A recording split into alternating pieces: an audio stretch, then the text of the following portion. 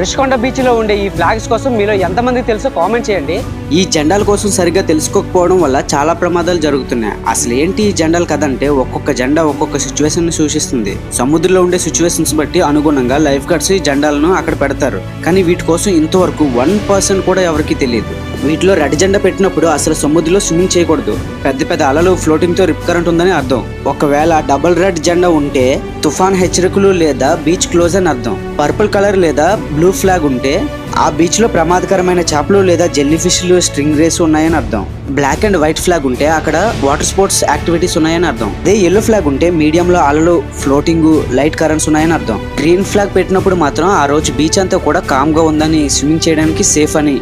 ఇలా కొన్ని సీజన్ లో మాత్రమే ఇలా ఉంటుంది. రెడ్ అండ్ ఎల్లో ఫ్లాగ్ కలిసి ఉంటే మీరంతా లైఫ్ గార్డ్ అండర్ లో ఉన్నారని అర్థం. రుషికొండ బీచ్ కి వెళ్ళినప్పుడు మీరు సరిగ్గా అబ్జర్వ్ చేసి ఉండరేమో, సముద్రం సిచ్యువేషన్ బట్టి ఈ ఫ్లాగ్స్ ని పెడతారు. మీలో ఎవరైనా రుషికొండ బీచ్ కి వెళ్ళారా? వెళ్తే కామెంట్ చేయండి.